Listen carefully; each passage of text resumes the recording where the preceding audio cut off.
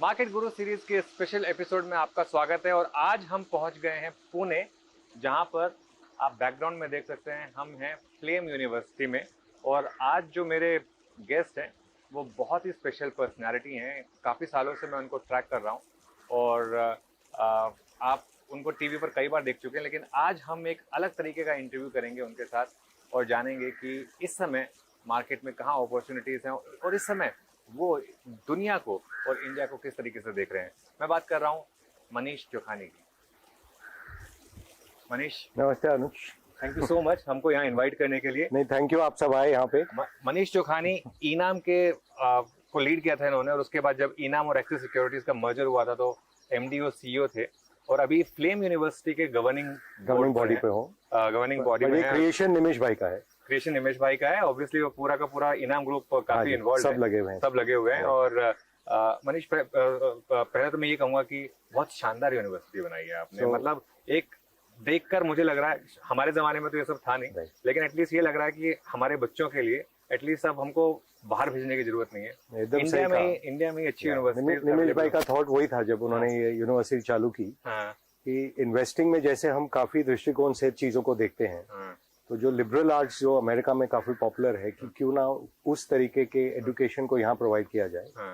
तो हर रकम के कोर्सेज यहाँ अवेलेबल किए जाए और ऐसे बच्चों को तैयार किया जाए कि वो नौकरियां नहीं ढूंढें और यहाँ से अमेरिका ना चले जाएं, और यहाँ पे रह के लीडरशिप पोजीशन अपनी बना के बरकरार करके एंटरप्रेन्योरशिप थोड़ा करें।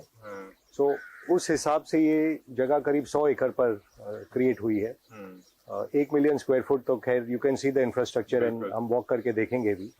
करीब 3000 बच्चे रेसिडेंट्स में यहाँ पे रह के अंडर ग्रेजुएट पढ़ते हैं, MBA प्रोग्राम भी है। 10:1 स्टूडेंट फैकल्टी रेशियो है, तो 300 प्रोफेसर हैं, जिसमें से 1/3 returning from overseas with Ivy League और ऑक्सफोर्ड कैम्ब्रिज, उस तरीके के लोग यहाँ पे आके, तो ये एक सेंटर ऑफ एक्सेलेंस बने। एंड हमारी ये कामना है कि हिंदुस्तान में ऐसे 10, 15, 20 और बने। And we are providing what we can. West में, नॉर्थ में जैसे अशोका यूनिवर्सिटी, हमारे अच्छे दोस्त ने आशीष धवन ने वहां भी चालू की है। ऐसे और बहुत बने। एंड खैर हम तो बात करेंगे ही अभी की, जैसे इंडिया का वक्त आ रहा है, ये एक फाउंडेशनल बिल्कुल काइंड ऑफ पिलर है। मैं एक्चुअली उसी पे आ रहा था कि क्या ये एक इंडिकेशन है मनीष की अब इंडिया का वक्त आ गया है। और हम ये कहते रहते हैं क्योंकि ये आपको लग रहा है कि इंडिया का यूएस मूवमेंट है, जो यूएस शायद 100 साल पहले या मतलब देख चुका है ऑलरेडी। सो होप तो यही है हमारी। एंड मैं भी करीब 35 साल से नाउ मार्केट में हूँ।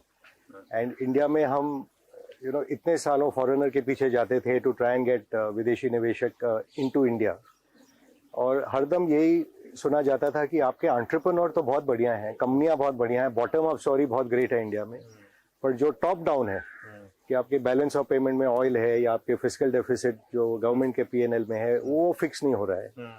तो ये पिछले सालों से जो काम हो रहा है अपने देश में, आई थिंक वो मैक्रो में भी काफी होप हमें दे रहा है। और जिस तरीके का इंटरनेशनल वातावरण बना है, उसमें भी ये देखने आ रही है कि जैसे US हो या यूरोप हो या जापान हो, चाइना हो, सब में एजिंग पॉपुलेशन है, डेट है, और डिसरप्शन जो आ रहा है, जो हमारे देश के तरफ से भी काफी हम भी प्रगति कर रहे हैं। इससे ये लग रहा है कि ये इंडिया की अगले 1-2 दशक इंडिया के लिए बहुत ही महत्वपूर्ण रहेंगे। एंड जैसे आपने सही कहा, वी ऑल होप कि नॉट जस्ट ये डिकेड बट अगले 2 डिकेड इंडिया के हक में रहे। ओके, मैं आपने एक यही फ्लेम यूनिवर्सिटी में एक प्रेजेंटेशन इस वीकेंड पे की थी, तो मैं उसको पढ़ रहा था और 173 पेज की आपकी प्रेजेंटेशन थी। तो काफी टाइम लगा मुझे उसमें मिलने में।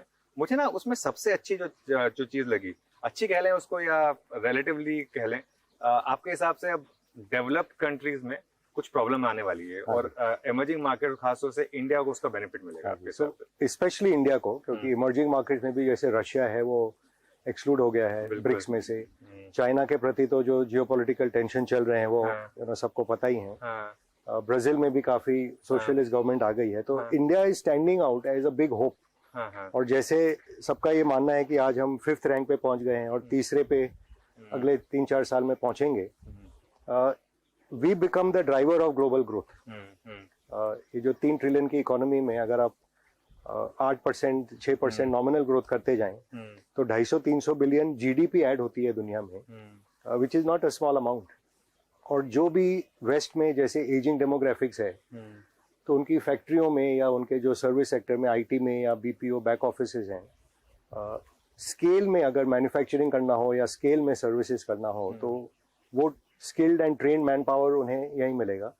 और मैन्युफैक्चरिंग भी जैसे मोदी जी ने जाके यूएस के साथ अब ये जो पार्टनरशिप है काफी डीपन करी है, so it is a reason to be very hopeful. Okay, एक और आपने प्रेजेंटेशन में कह रहे हैं कि ये जो यूएस में अब इस समय जो फेड कर रहा है और जो एक काफी वहां पर मार्केट जो है बहुत ज्यादा नैरो हो गई है और ये काफी खराब एंड करेगा और एक लंबी बेयर मार्केट की तरफ यूएस जा सकता है, ये बहुत बड़ी चीज होगी। तो ऐसे में एक यूएस में अगर लंबी बेयर मार्केट आएगी तो बाकी कंट्रीज में इंडिया आइसोलेशन में कैसे चलेगा? सो ये 2001 में अगर आपको याद होगा कि जब .com बूम हुआ था और टीएमटी का जब बबल बना था, उसके 10 साल बाद नैस्डैक में कोई परफॉर्मेंस नहीं आई, एंड उस दशक में hard assets and emerging markets में काफी उछाल आया था। सो इसमें एक स्टेप अगर मैं पीछे लूं आपके दर्शकों के बेनिफिट के लिए, कि 70s में गोल्ड स्टैंडर्ड को ब्रेक किया गया एंड ब्रेटन वुड्स एक अग्रीमेंट की जिसमें हर करेंसी को डॉलर के सामने पैक किया गया। बिल्कुल, जो पहले गोल्ड के साथ पैक होता था तो $1 के पीछे 1 यूनिट ऑफ गोल्ड रहता था। जब से उन्होंने उसे ब्रेक किया, हर डिकेड में, क्योंकि एक्सेस मनी प्रिंटिंग चालू हो गया, यूएस को लाइसेंस मिल गया, तो 70s में वहां भी निफ्टी 50 बने थे। डिज्नी है, कोडैक है, these kind of stocks, xerox, और ये सब आप देखें जो टॉप बने 1973-74 में, वो फिर 30 साल तक आए नहीं और काफी तो ये कंपनियां ही खत्म हो गई। वो बढ़ते बढ़ते जब वो रोलिंग एसेट बबल चालू हुआ, वो अगले गोल्ड और सिल्वर में गया, और वो जो टॉप बना 1980 में, फिर 30 साल तक गोल्ड की और सिल्वर की मंदी रही। वो बढ़ते बढ़ते आगे बढ़ा तो 87-88 में ताइवान, जापान में जो टॉप बना, वो आज आप देख रहे हैं 35 साल बाद Japan is coming back to that number. फिर घूमते घूमते 90s में आया और टीएमटी बबल हुआ। सो इस प्रकार की जो रोलिंग बबल्स हैं, जिसके हम बेनिफिशियरी थे 2001 से 2010 वाज इमर्जिंग मार्केट्स, कमोडिटीज, वो साइकिल रिपीट होने जा रहे हैं। कि जो लास्ट स्टेज में जो 4-5 शेयर पकड़ के रखते हैं मार्केट को, and they are all great companies, let's not forget, valuation की गलती कंपनी नहीं करती है, इन्वेस्टर करता है। तो आज जैसे the best company in AI is Nvidia, and 40 time sale multiple पे है, जैसे टेस्ला हो गया था 2-3 साल पहले इन ईवी। तो भाव अगर हम गलती करते हैं, बबल क्रिएट करते हैं, तो market is always self correcting. ये आपके हिसाब से एक नेट एक लॉन्ग टर्म टॉप बनने की तैयारी हो रही है। See, always a bubble is founded in a truth, कि ये फ्यूचर है यहाँ पे, बट उसको हम जब एक्सेस खींच के भाव गलत करते हैं, देन द इन्वेस्टर सफर्स। कि जो टीएमटी के बबल में भी जो शेयर घटे थे 2001 में, कंपनियां तो सॉलिड थी, वहीं से गूगल और अमेजोन निकले। बिल्कुल बिल्कुल, तो उसमें एक दो ही रह जाती हैं, उसके बाद बाकी सारी की सारी जो है, इवन इंडिया में भी ये प्रोसेस हमने देखा था एग्जैक्टली, वो सब सिल्वर लाइन वगैरह कहीं नहीं है, वो कंपनी नहीं है, और इन्फोसिस, टीसीएस सब आगे बढ़ते रहे। बिल्कुल, तो कंपनियां ठीक है। और अगर जैसे मार्क फेबर का बहुत बढ़िया कहना है कि बिगिनिंग ऑफ द साइकिल में प्रमोटर के पास विजन होता है और इन्वेस्टर के पास पैसा होता है, और एंड ऑफ साइकिल में इन्वेस्टर के पास विजन होता है और प्रमोटर के पास पैसा चले जाता है। बिल्कुल, चलिए तो काम करते हैं, अब यहाँ से चलेंगे हम थोड़ा दूसरी जगह चलेंगे, क्योंकि यूनिवर्सिटी इतनी बड़ी है, हमने सोचा यहाँ से शुरुआत करेंगे। अब हम जाएंगे एक और स्पेशल लोकेशन में, तो चलते हैं अब उस लोकेशन में और इस बातचीत को कंटिन्यू करते हैं।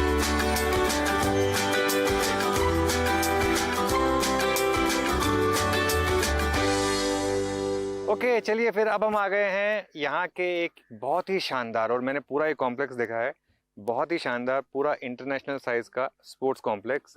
ये पूरा 400 मीटर है ना, एथलेटिक ट्रैक। हाँ, 400 मीटर का एथलेटिक ट्रैक है। आपके tennis courts, squash courts, badminton courts, Olympic size basketball court देखा मैंने, बहुत शानदार था, ओलंपिक साइज स्विमिंग पूल। बिल्कुल बिल्कुल। तो अच्छा मनीष, हम बात कर रहे थे ग्लोबल सिनेरियो की, आपने एक बहुत इंटरेस्टिंग टर्म यूज किया था डॉलराइजेशन, उसको लेकर। अभी इंडिया में एक डिबेट चली हुई है, लॉजिकली अगर आरबीआई चाहे तो यहाँ से एक्चुअली इंडियन करेंसी काफी स्ट्रांग हो सकती है, ठीक है ना, लेकिन शायद वो करने नहीं देंगे और फोकस करेंगे कि अपने फॉरेक्स रिजर्व्स को 1 ट्रिलियन या उसको क्रॉस कर दें। इस पर आपका काफी पैशनेट व्यू है, वो उस पर बताइए, क्या क्या आपका व्यू है? तकलीफ में डलवाएंगे, क्योंकि ये मेरा क्या मानना है कि जो 1991 में क्राइसिस हुआ था इंडिया में, जब हम फॉरेन एक्सचेंज से एकदम मीगर स्टेटस पे आ गए थे, उसने इतना बड़ा स्कार छोड़ा है हमारे पॉलिसी मेकिंग पे कि हमें लगता है कि कोई कहीं से पैसा नहीं मिलेगा जब बुरा वक्त आएगा। आज अगर आप दुनिया के 5वें नंबर के देश हो गए हो और 5 साल में हम तीसरे नंबर पे आ जाएंगे और इसी सेंचुरी में हम फर्स्ट भी होने वाले हैं, India will be the largest economy in the world in this century. It will happen. It will overtake China as well. Wow. Because of demographics. See, volume बढ़ता है और प्रोडक्टिविटी बढ़ता है, तो वहाँ वॉल्यूम ग्रोथ है पॉपुलेशन में, and productivity will enhance with all the new technologies that are coming. But anyway, वो डाइवर्ट नहीं करूँ। सो ये जो मानना है कि जब बुरा वक्त आएगा तो हमें फॉरेन एक्सचेंज कहाँ से मिलेगा, आप ये अब सोचिए, आप दुनिया के सबसे बड़े ग्राहक भी बन गए। और जैसे आपने दोस्ती की है क्वाड में अमेरिका से या जापान से, जो नंबर 1 और नंबर 3 देश हैं, उनके साथ स्वैप अग्रीमेंट हो सकते हैं। जैसे यूएई के साथ ये सरकार ट्राई भी कर रही है कि we start exchanging our currency for our trade. तो ये हो ही नहीं सकता है कि आप तीसरे नंबर पे पहुंच जाएं और आपकी करेंसी क्लोज रहे और कन्वर्टेबल नहीं रहे। और जब करेंसी कन्वर्टेबल हो जाती है and people believe it's a store of value, उसमें 2-3 चीज होते हैं। एक तो ये रिजर्व्स का old legacy I don't think is required. जैसे अमेरिका को रिजर्व रखने की कोई जरूरत नहीं, और चाइना के reserves are accumulation of export surpluses, and उससे उनको जो खरीदना है, जैसे वो ऑयल फील्ड खरीद लेते हैं, माइंस खरीद लेते हैं, लिथियम खरीद लेते हैं। अगर उस दृष्टिकोण से अगर हम भी सोचने लगे कि as a leader and not as a follower and setting the standard, then there is a chance for interest rate also to fall in India to global level, make the industry more competitive and allow you to start exporting more also. तो ये एकदम उल्टा दृष्टिकोण है from conventional economics. Conventional wisdom के हिसाब से जैसे हमारा इतना एक्सपोर्ट कम हो जाएंगे, तो ये बहुत पुरानी सोच है कि अगर वीक करेंसी से एक्सपोर्ट बढ़ते, तो चाइना के पहले तो Germany was the largest exporter in the world with the strongest currency. अगर weak currency was the way out, तो maybe Bangladesh should have been the largest exporter in the world. Currency only passes your purchasing power to the buyer. आपके लिए जैसे motorcycle आप खरीदते थे 40,000 की, आज वो 1 लाख की हो गई, आपकी परचेजिंग पावर गई, और वो आपने ट्रांसफर कर दिया आपके अमेरिकन बायर को। तो आप नंबर 3 देश नहीं बन सकते जब तक आपकी करेंसी स्ट्रांग नहीं हो। Okay. And currency exports is dependent, number 1 on investment, and number 2 on what scale you can provide. आज चाइना +1 भी अगर कहते हैं, यहाँ पे स्केल ही नहीं है। आप कुछ भी कर लीजिए करेंसी को, आप यहाँ से 1 मिलियन 2 मिलियन 3 मिलियन टन कहाँ से एक्सपोर्ट करेंगे जब फैक्ट्री नहीं लगी। सो it is correlating with investment and with import. जैसे रिलायंस तेल बाहर से मंगा के यहाँ रिफाइन करके वापस बेचता है, अब वो कुछ भी हो जाए करेंसी में, उनके वैल्यू एडिशन तो 5% है। या जेम्स एंड ज्वेलरी बाहर से इंपोर्ट होके प्रोसेस होके वापस चले जाते हैं। It is nothing to do with currency. आज जो हमारी आईटी सर्विसेज एक्सपोर्ट्स भी इतनी बड़ी है, एक्सेंचर ने यहाँ पे आके खोल के यहाँ से एक्सपोर्ट किया, अब उनके लिए भी जो प्राइसिंग है, इन्फोसिस की भी जो प्राइसिंग हो तो सेम है। उन्होंने तो आके नहीं कहा कि आप करेंसी दबाओ और हमें और प्रोडक्शन करके दो उसी भाव में। आप कह रहे हैं सेंचुरी में इंडिया वर्ल्ड की लार्जेस्ट इकोनॉमी बन जाएगी। हाँ जी। तो और वो डेमोग्राफी का उसको एक फायदा मिलेगा, तो उसको लीड क्या करेगा? क्या सेक्टर्स होंगे, क्या नए सनराइज सेक्टर्स आएंगे जो लीड करेंगे? क्या बहुत बहुत आएंगे अनुज जी। अगर आप 30 साल पहले ही देखते कि हम कहते थे कि इंडिया में टेलीफोन नहीं मिल सकता है, 40 मिलियन तो फोन होते थे इंडिया में, कि पैसा ही नहीं है, इंडिया कैसे करेगा ये।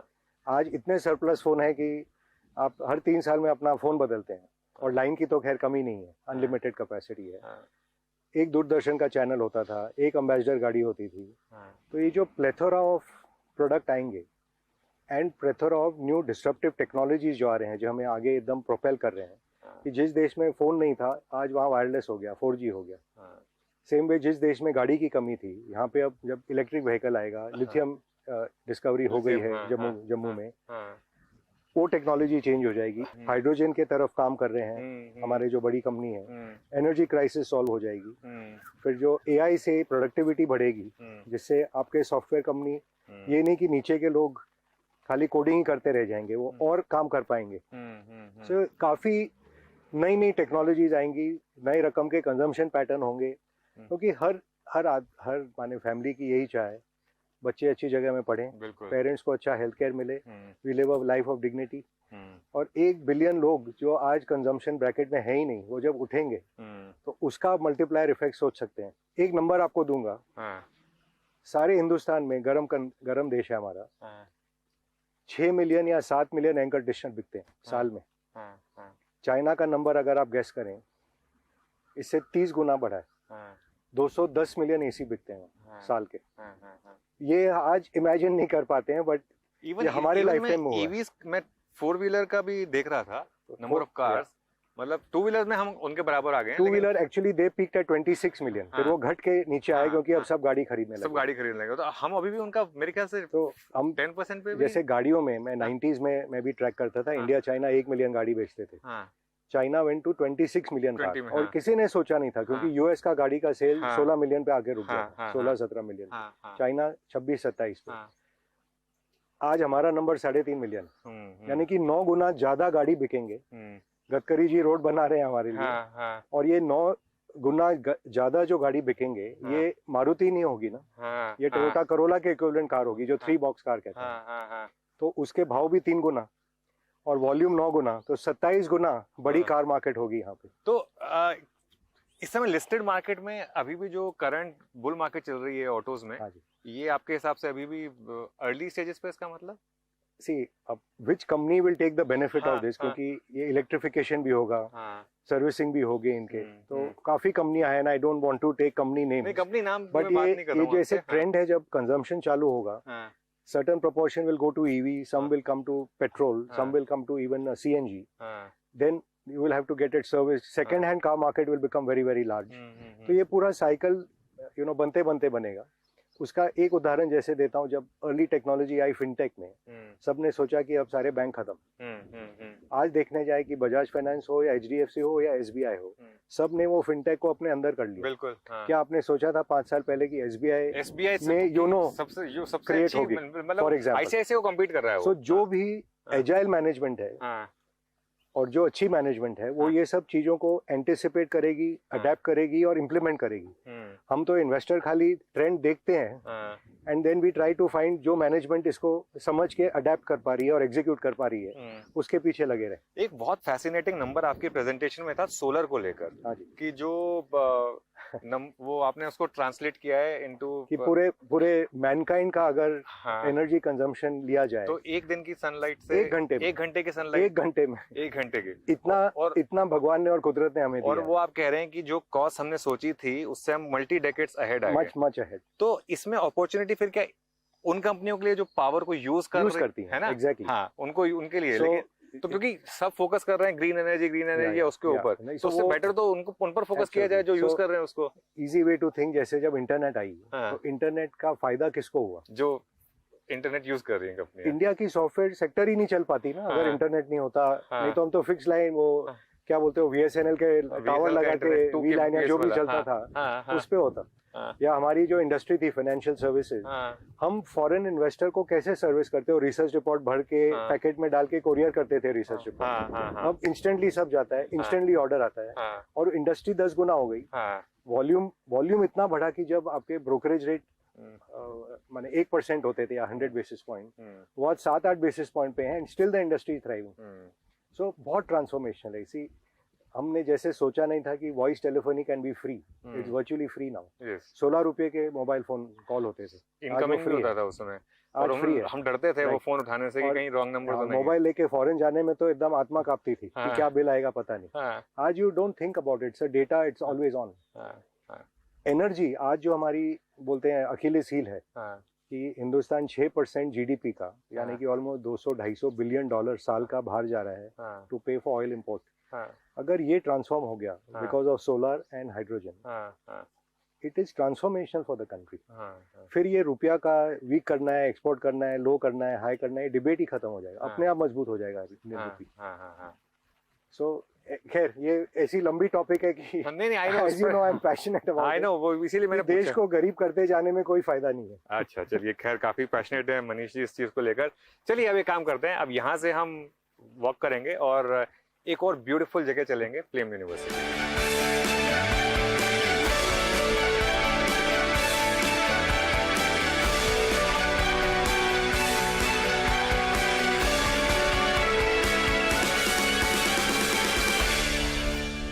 चंद्रगुप्त मौर्य, मनीष, बहुत लोगों को पता नहीं होगा लेकिन हमारा गोल्डन ईरा। एब्सोल्युटली। नॉर्थ में जैसे आपको सबको पता ही है कि चंद्रगुप्त मौर्य, चाणक्य, वो जो ऐसा ईरा था कि, और साउथ में चोला, और साउथ में चोला एम्पायर था कि वहां से लोग आते थे इंडिया की खोज में, राइट। जो क्रिस्टोफर कोलंबस गए थे, अमेरिका ढूंढने नहीं गए थे, वो इंडिया ढूंढने गए थे। वास्को डी गामा क्यों घूम के आए थे? क्योंकि ये जो देश है, this was the centre of the world for education, for trade, peace loving. हम कहीं नहीं गए किसी और देश पे कब्जा करने, तो इसलिए लोग यहाँ पे अट्रैक्ट होके आते थे। और ऐसा वातावरण इसीलिए यहाँ बनाया है। हर एक बिल्डिंग में आप देखेंगे कालिदास सेंटर में आर्ट्स है। हम जो एजुकेशन सेंटर में थे एग्जीक्यूटिव में, वो विक्रम साराभाई के नाम से वो हॉल है। और ये जो एमपी थिएटर है, ये चंद्रगुप्त एमपी थिएटर इसको नाम दिया है। तो बच्चों को काफी आनंद आता है यहाँ। थिएटर भी करते हैं, स्पीचेस भी करते हैं, ओपन फोरम है एकदम सबके लिए, तो बहुत अच्छा वातावरण है। चलिए, तो मैं एक चीज अब पूछना चाह रहा हूँ आपसे। अब तक के इंटरव्यू में ये चीज तो क्लियर हो गई कि आप इंडिया पर बहुत बुलिश हैं, और आप ऑब्वियसली अब ये मान रहे हैं कि इस सेंचुरी में अगर हम वर्ल्ड की लार्जेस्ट इकोनॉमी बनने वाले हैं, तो मतलब इंडिया का गोल्डन पीरियड अब शायद शुरू हो रहा है। और हमारे जो नेक्स्ट जनरेशन है वो काफ़ी लकी है एक तरीके से, जो इस ईरा में पैदा हुई है। तो अब इन्वेस्टिंग यहाँ पर इस समय किन चीज़ों पर फोकस करना चाहिए? क्योंकि एक जो स्टैंडर्ड इन्वेस्टिंग रूल्स हैं वो शायद इतने एप्लीकेबल ना हो आज की मार्केट में।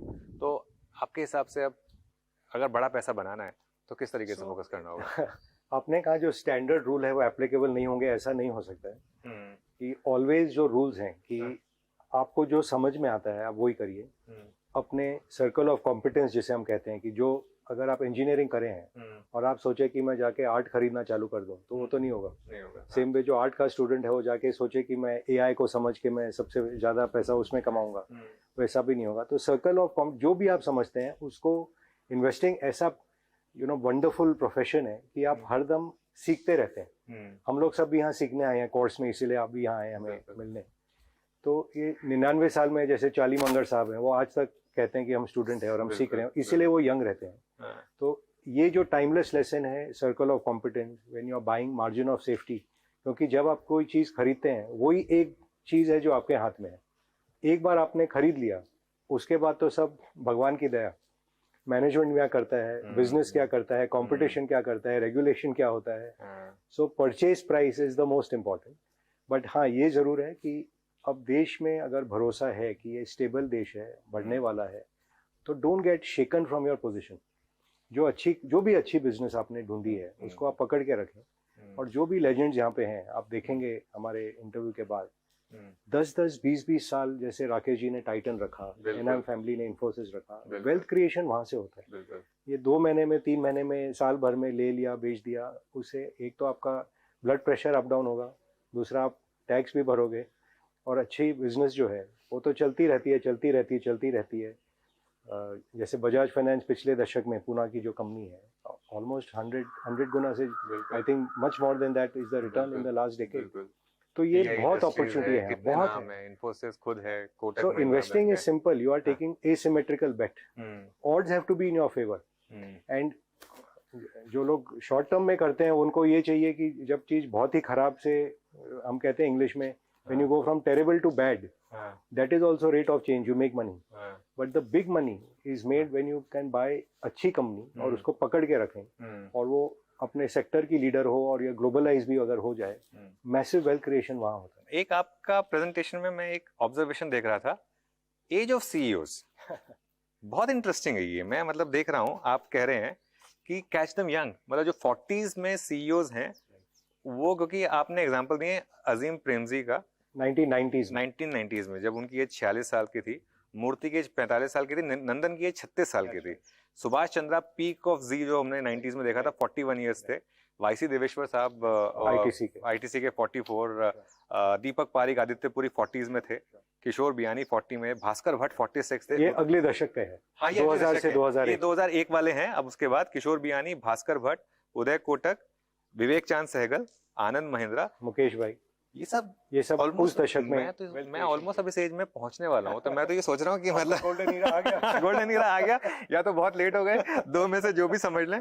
लेकिन आपने एक जो इंटरेस्टिंग चीज कही है कि जब वो 40s में थे तो उनकी जो परफॉर्मेंस थी माइंड बॉगलिंग। और जो पिछले दशक का आपने एग्जांपल नहीं दिया कि जो संजीव बजाज, राजीव जैन, जिन्होंने उसका फिगर होगा, Mayank how many times Bajaj finance went up in that decade? 74 times, Navin fluorine 54 times, PI industries Mayank Singhal 38 times, Berger paints Abhijit Roy 23 times भी होगी, वरुण बेरी 48 इयर्स के थे 20 टाइम्स, और संजीव बिखचंदानी 48 इयर्स के 13 टाइम्स। पिछले डेकेड में एक्चुअली पीपल मिस्ड जो इंडिया का biggest multibagger Chandrasekaran's as when he was leading TCS, और टीसीएस ने क्या परफॉर्मेंस दिया, और आज जाके वो टाटा ग्रुप के चेयरमैन बने। बिल्कुल। सो इसका दो चीज है, एक तो ये एनेक्डोटल है, सो इट्स नॉट कि जो उस दशक का नहीं है वो नहीं कमाएगा। पॉइंट वाज कि जब आप किसी स्लाइटली अननोन चीज को लेते हैं तो उसमें अर्निंग तो आती है, पी मल्टीपल भी एक्सपेंशन होता है।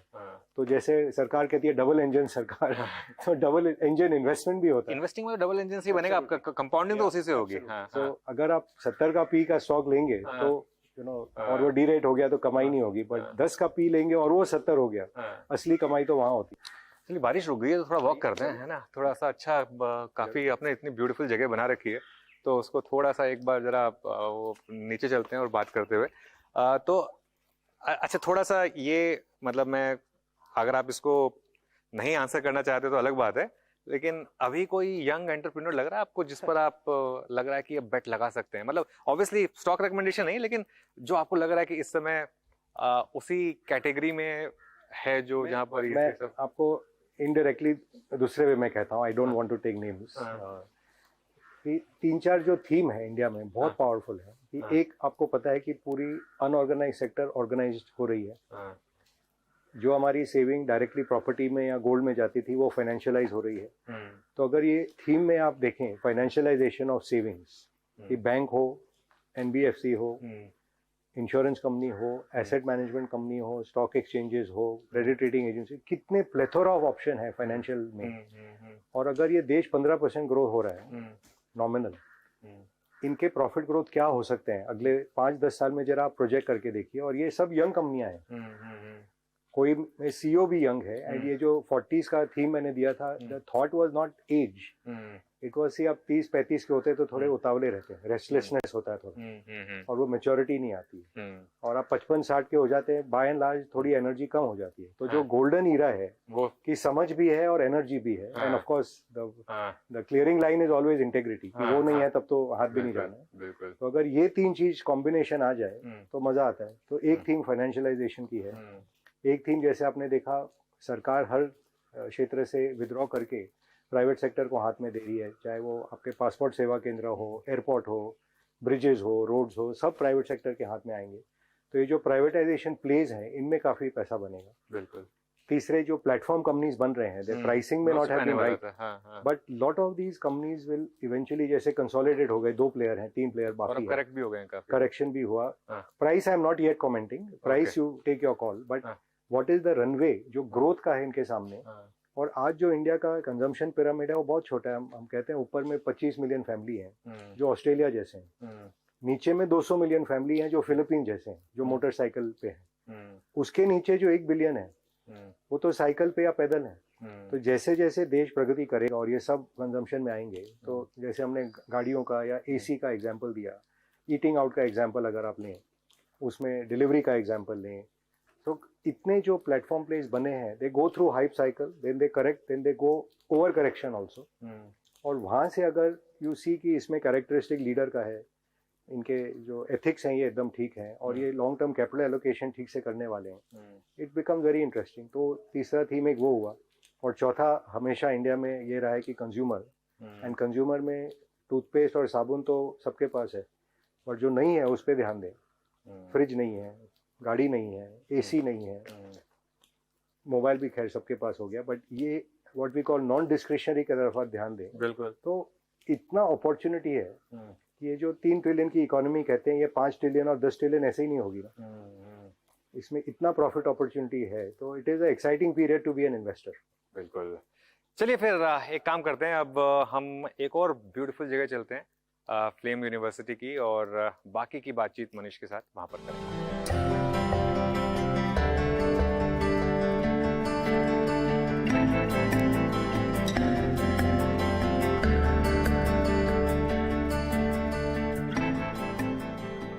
ये है लाइब्रेरी, और स्वामी विवेकानंद लाइब्रेरी। स्वामी विवेकानंद जो हम सबके लिए इंस्पिरेशन रहे हैं, और बहुत ही शानदार लाइब्रेरी, और डिजिटाइज्ड है काफ़ी। मैं देख रहा हूँ काफ़ी कुछ बहुत इंटरेस्टिंग है, और हमारे टाइम में तो खैर ऐसी लाइब्रेरी नहीं होती थी, लेकिन अब हम लाइब्रेरी में वैसे खैर बहुत ज़्यादा सेक्शंस हैं, हम पूरे को कवर नहीं कर पाएंगे, तो हम एक पर्टिकुलर सेक्शन के पास जा रहे हैं, और उस सेक्शन का नाम मुझे बहुत इंटरेस्टिंग लगा, और मैं मनीष से पूछूंगा कि स्पेसिफिकली ये नाम क्यों रखा गया इसका। जरा एक बार इस नाम पर फोकस किया जाए, और ये है लाइब्रेरी ऑफ मिस्टेक्स। ऐसा क्यों? ये बहुत ही एक मशहूर इकोनॉमिस्ट हैं, रसेल नेपियर। हाँ, जो स्कॉटलैंड में है, तो हाँ, उन्होंने ये उनकी क्रिएशन है। हाँ, और उन्होंने एक बात कही जो हमारे सबके दिल को काफी छुई, कि हाँ, लोग दूसरे के सक्सेस से सीखते हैं, हाँ, बट तजुर्बे को क्या कहते हैं, एक्सपीरियंस को, हाँ, कि अपनी गलतियों से सीखना। हाँ, so one way is to make the mistake and learn, हाँ, another way is to learn from mistakes of other others, people. हाँ, तो उनकी बहुत अच्छी टैगलाइन है, changing the world for the better, one mistake at a time. Okay. So उन्होंने अपनी collection of books यहाँ पे लाके हमें इंस्पायर करी है, कि बच्चे आके पढ़ें, कि जैसे एग्जांपल दूं, अब जैसे ये मनी प्रिंटिंग चल रही है दुनिया में, I don't know if the books are still here. Paul Volcker साहब जो थे, जिन्होंने यूएस में इंटरेस्ट रेट्स ऑलमोस्ट 15-16% करके एकदम इन्फ्लेशन को once and for all kill कर दिया। तो what were the mistakes which caused that to happen. So ऐसी बुक्स है, जैसे ग्रेट क्रैश के बारे में बुक्स है, and not only about markets और इकोनॉमीज, कि इवन ह्यूमैनिटी ने क्या क्या मिस्टेक्स करी हैं। बिल्कुल बिल्कुल। लास्ट मैन स्टैंडिंग, ये जेमी डायमंड की। हाँ। तो कैसे बैंकिंग क्राइसिस में एक बैंक बढ़ के आगे निकली, ऑब्वियसली। हाँ। So it's a very interesting section, और जो यहाँ पे नॉलेज के खोज में आए, उसके लिए all resources are available, and not just the George Soros, Warren Buffett, everyone, सब पर बहुत शानदार बुक्स रखी हुई हैं यहाँ सो पर। लाइक ही सेड, जो सक्सेसेस हैं वो तो है ही, जो फेलियर्स हैं, जो मिस्टेक्स हैं, it's like a economic history which you should also know, कि टुलिप मेनिया भी हुई थी, साउथ सी बबल हुआ था, मैक्सिको 1994। अगर ये जैसे 5000 साल से जो इंसान हर आदमी वही मिस्टेक दोहराता रहता है, कि हर राजा सोचता है मैं टेरिटरी कॉन्कर करके मेरा नाम रोशन रहेगा और जो लोग मुझे याद करेंगे, अलेक्जेंडर द ग्रेट के जमाने से। तो वो हिस्ट्री देखें, या इकोनॉमिक हिस्ट्री देखें, साइंटिफिक हिस्ट्री देखें, कि क्या इल्यूजन था कि world is flat. So it's interesting to learn. In fact since आपने टॉपिक छेड़ दिया है, अपने प्रेजेंटेशन में भी आपने एक इन्वेस्टिंग को लेकर कहा है कि थोड़ा आप अपनी खुद की पर्सनालिटी पर वर्क करिए। कि देखिए, हर आदमी जॉर्ज सोरोस नहीं बन सकता है, बिल्कुल, हर कोई वॉरेन बफेट नहीं बन सकता है, हर कोई राकेश झुंझुनवाला नहीं बन सकता है, हर कोई निमित शाह नहीं बन सकता है, हर कोई एक जिम साइमन साहब हैं जो क्वांट इन्वेस्ट करते हैं without worrying about fundamental, seeing trends, and he has PhDs on quant. और ये दुनिया भी जा रही है उस डायरेक्शन में, कि थोड़े सालों में आर्टिफिशियल इंटेलिजेंस हम सबके इंटेलिजेंस से आगे निकल के, may be they will become the new great investors. तो वो भी सीखना पड़ेगा कि ये कैसे हो। तो हम लोग की ये मानना है कि हम आते हैं इस दुनिया में as a classroom, their life is a classroom जिसमें हम सीखने आए हैं। और जो 4 भाग होते हैं लाइफ के, जो स्टूडेंट लाइफ होता है 25 साल, फिर हाउस होल्ड लाइफ होता है जो आप कामकाज संभालें, अपने परिवार का देखभाल करें, फिर 50 से 75 आप मेंटरशिप करें, दूसरों को आगे बढ़ाने का मौका दें, जो जैसे कि यहाँ पे हो रहा है, और फिर आप संन्यास आश्रम में जाके सेल्फ इंट्रोस्पेक्शन करें। So if you lead that kind of full life, this human life is to be taken as a experience, और उसमें investing gives you the ability to be self aware, कि क्या क्या हो रहा है और वो मुझे कैसे इम्पैक्ट करता है और मैं कैसे रिएक्ट कर रहा हूँ, उस पर फिर निर्भर है। आपके हिसाब से फिर एआई जो है वो किस तरीके से चेंज करने वाली है, इन्वेस्टिंग को कैसे चेंज करने वाली है? सो हर टेक्नोलॉजी जो आती है ह्यूमन बीइंग की कैपेसिटी और क्षमता को आगे बढ़ाती है। तो जैसे आप चश्मा पहनते हैं, तो अगर 100 साल पहले चश्मे नहीं होते तो आप देख नहीं पाते, बोलते अब ये आदमी कोई काम का नहीं। तो हमारी कैपेसिटी बढ़ गई। तो जैसे मशीन आए तो बोले अरे लोग फार्मिंग खत्म हो जाएगा, ट्रैक्टर आ गए तो अब आदमी काम कैसे करेगा। फैक्ट्री आई तो फैक्ट्री में लेबर सब निकल जाएंगे। तो ये जो डर का एक वातावरण पैदा होता है कि नई टेक्नोलॉजी आएगी तो वर्ल्ड विल एंड, ऐसा नहीं होता है। It enhances our ability to do more things. और हमारा भी ऐसा मानना है कि AI is at one level productivity tool, another level increases the capacity कि हम और क्या कर सकते हैं और कैसे और इसको डेमोक्रेटाइज करके डीपर एंड डीपर। जैसे इसके आगे भी इलॉन मस्क साहब जो है उन्होंने एक न्यूरालिंक टेक्नोलॉजी की है जो ब्रेन कंप्यूटर इंटरफेस, इसमें एटलीस्ट 50-60 कंपनियां ऑलरेडी हैं लगी हुई कि इफेक्टिवली वो आपके ब्रेन में they give a interface, tip डाल दिया एंड इफेक्टिवली उन्होंने पूरे इंटरनेट को और एआई को आपके साथ जोड़ दिया। तो आप सुपर ह्यूमन हो गए क्योंकि सारा नॉलेज एक साथ आ गया, सारे एक्सपीरियंस दुनिया के आपके साथ आ गए। और एप्पल ने जैसे विजन प्रो दिया है तो मिक्स रियलिटी हो गई। बहुत महंगा है वैसे। तो जो आप आज के दिन महंगा है, जब हर टेक्नोलॉजी आती है, जब मेन फ्रेम कंप्यूटर होता था वो आप इमेजिन नहीं कर सकते। आज जो आपका हाथ में फोन है उससे कम से कम 10 गुना ज्यादा पावरफुल है। मेरे एक स्लाइड में एक मेंशन था कि जो बिल क्लिंटन साहब एज प्रेसिडेंट ऑफ यूएसए के पास जो इंफॉर्मेशन था और प्रोसेसिंग पावर था, that is available to a child in India with a phone in the hand 20 साल में। तो that is the rate of change जो आ रहा है and we will be beneficiaries of it. ठीक है। अच्छा, एक करंट मार्केट सिनेरियो की भी बात कर लेते हैं, उसके बिना क्योंकि इंटरव्यू पूरा नहीं होगा। मार्केट में बड़ी रैली आई अब, और अब हम मैं देख रहा था वैल्यूएशन के हिसाब से 19 टाइम्स पर आ गए हैं। बहुत महंगा नहीं है क्योंकि हम 21 टाइम पे भी गए हैं, लेकिन बहुत सस्ता भी नहीं है।